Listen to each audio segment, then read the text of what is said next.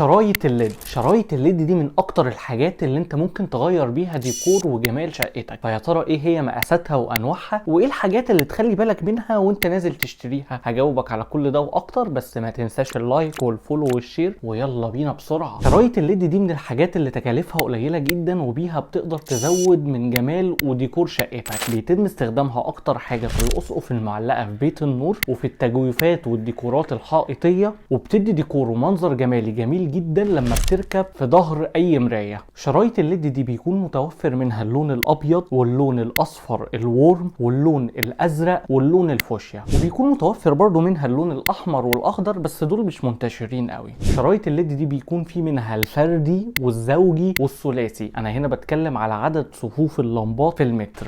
كل ما عدد اللمبات في المتر زاد، كل ما قوه الاضاءه وشده اضاءه شريط الليد زادت هي كمان. فانت بتقدر تختار عدد اللمبات اللي في المتر براحتك عشان توصل للاضاءه اللي انت عايزها. اهم حاجه في شريط الليد هو الفيشه او الوصله بتاعته دي. الوصله دي لو ركبت غلط بتضطر ان هي تبوظ الوصله كامله، واول متر راكب في الوصله هو كمان بيبوظ. نصيحه تانية مهمه جدا وانت بتشتري شرايط الليد دي هو انك تخلي بالك وانت بتشتري اللفه كامله هي اللفه كام متر. في تجار كتيره بتلعب في الموضوع ده، اللفه بتكون 80 متر و85 متر وبيبيعها لك على اساس ان هي لفه 100 متر. اما بالنسبه لاسعار شرايط الليد دي، فشريط الليد الفردي متوسط سعر المتر فيه من 10 ل 12 جنيه، وشريط الليد الزوجي متوسط سعر المتر من 15 ل 20 جنيه، وشريط الليد الثلاثي متوسط سعر المتر فيه من 20 ل 25 جنيه. الفيديو الجاي هتكلم معاك فيه عن شريط الليد الوايرلس، وهعرفك هو ليه اسمه وايرلس وايه الفرق بينه وبين شريط الليد ده. فلو عندك اي اسئله عن شريط الليد الوايرلس سيبها لي في الكومنتات. سلام.